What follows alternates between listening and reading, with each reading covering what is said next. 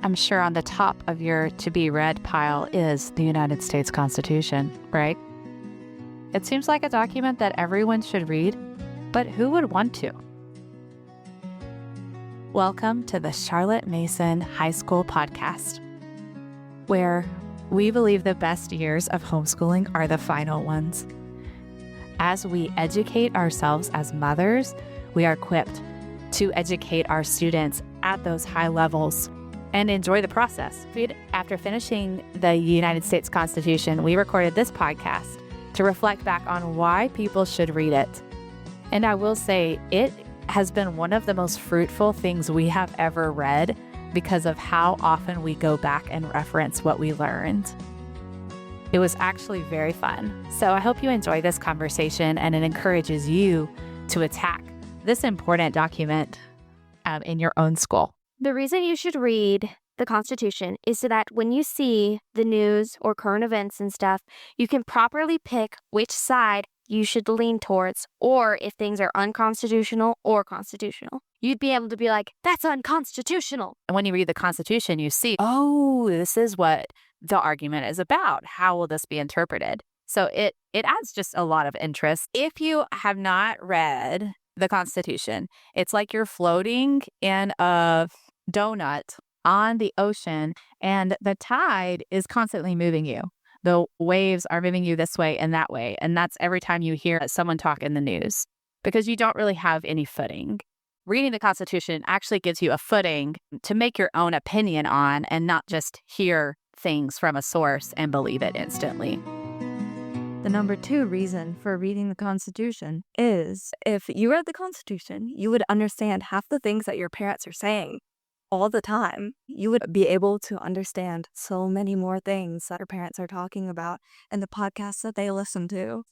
If you are a teenager and you have adults in your life, you need to read the Constitution, is what you're saying. Yeah, because what do adults talk about? Politics all the time. Do you understand what they're talking about? No, because you have not read the Constitution of the United States of America. When you're sitting at a family gathering and old Uncle Billy is talking about how unconstitutional this thing is, then you're like, well, actually, in Amendment 5, it talks about this. So you are wrong, Uncle Billy. And you have the backing of the Constitution of the United States of America. So what could trump that? Exactly. If you have a kind heart and want to be open to other people and not be so angry when you hear someone disagree, then you should read the Constitution because there are things in there that are debatable. So you can have more compassion, or when you hear someone who disagrees with you politically, you can understand, well, that is a valid view, or it's not.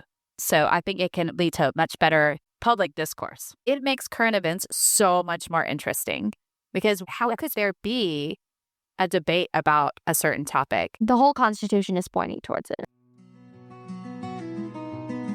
The number 3 reason for reading the Constitution is to get to know historical context better and the laws that cause us to have America today, like the Bill of Rights. And that was written by James Madison. And I think that's important to know.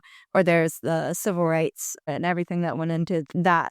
And there are laws surrounding it. So it's easy to see historical context. I was surprised how much of history influenced the making of the Constitution, especially in the amendments. Yes. That's where you could really see it. There were some amendments that we were very puzzled by until we saw the dates. Yes. And what happened. For instance, the Civil War ended on April 9th, 1865. Amendment 13 was ratified on December 6th, 1865.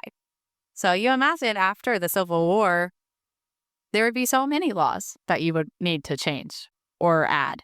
And they made so much more sense when we connected them with history, what was going on in history. So looking at the dates and knowing what happened, if you come across something you don't understand, I would look into the historical context. So hunting for that would be probably where the answer will lie. So if you are a history buff, you should read the Constitution. Absolutely. You should read the Constitution so you can follow the historical train of thought.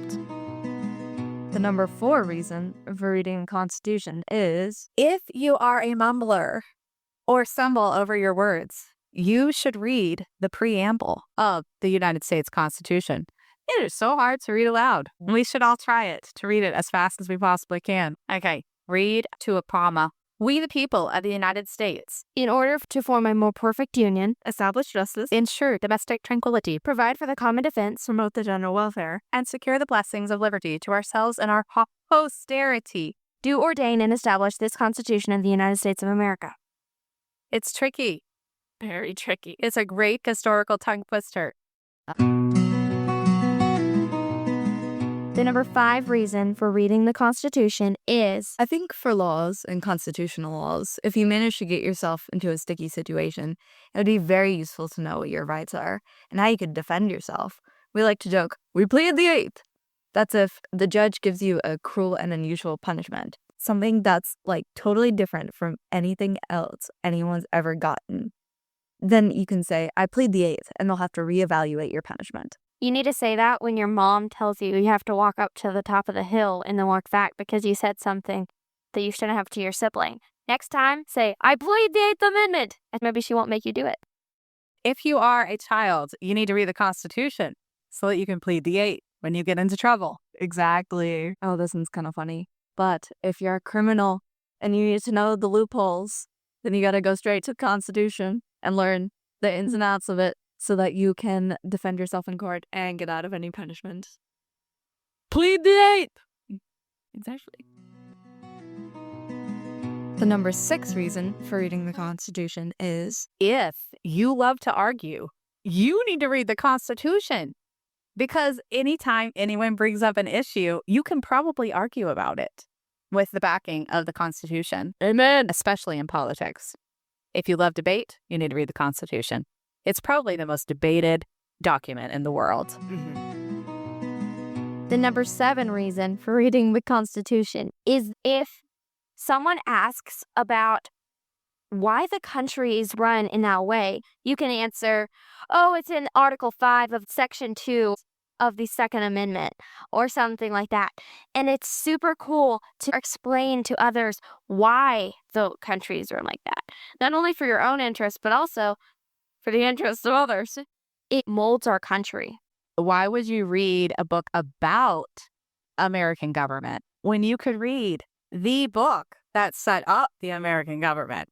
See? Yes, it displays why the world acts like this, why America's functions as it does because of the law. So it is the foundation. You can read the Constitution and understand how America became great and how other countries could change to be better, or how the Constitution ruins this part of your life because it's not nearly good enough than it should be.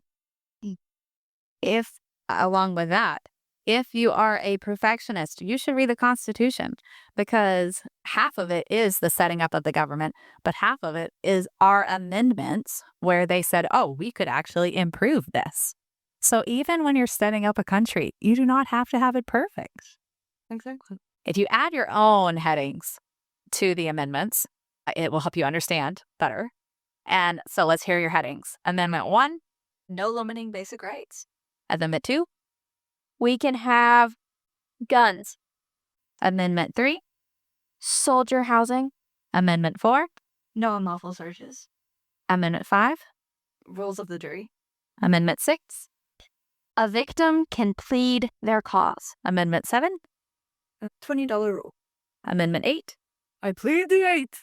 Amendment 9, Don't take away rights of the people. Amendment 10. Fend for yourself. Great, there's your Bill of Rights. There you go.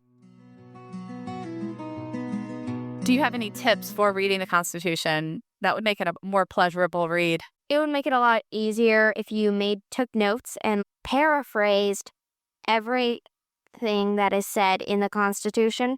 Just understanding the structure of the Constitution, the first half sets up the government, and the second half is more of the timeline of history, how they've decided, ooh, we need to add this. I found it helpful. You definitely should narrate. Definitely narrate. And read it in a community with older students than yourself. And an adult. More of an adult. No. Oh, one time I had a migraine and y'all ran it by yourselves, and it was so good. y'all got so much out of it. So I don't think you really needed me.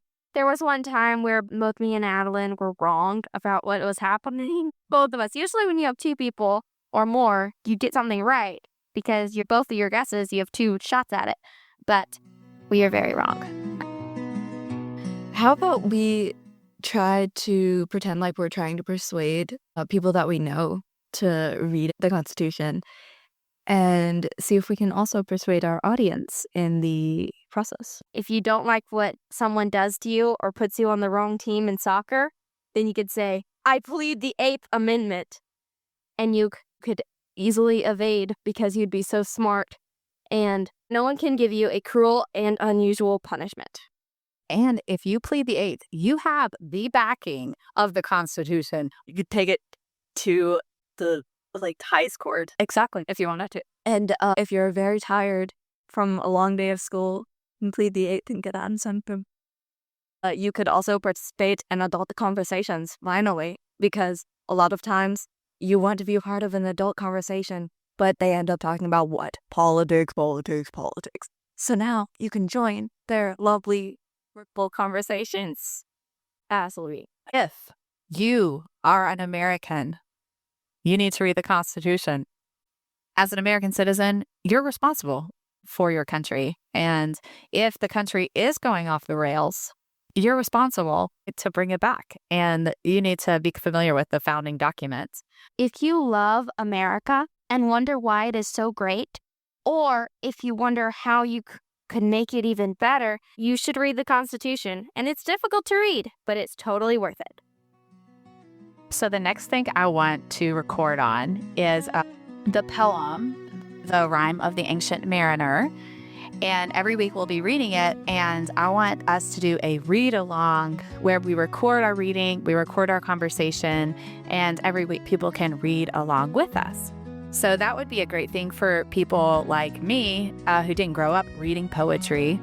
If you want to learn to love poetry, you know there's something good about it, but you can't get into it because it really wasn't a part of your childhood, then this is a great first step.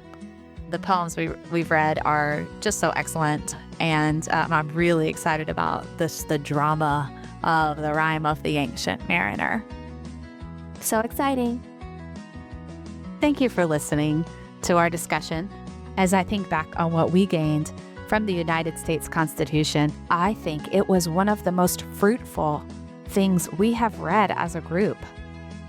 We love to reference what we learned. It is a seed bed of ideas that will grow and bear fruit in the days to come. We would love to hear from you. What reasons do you have for reading the Constitution? Were there reasons we didn't bring up? What benefits have you seen? It would be a great delight to hear from you. For now, go forth and read confidently.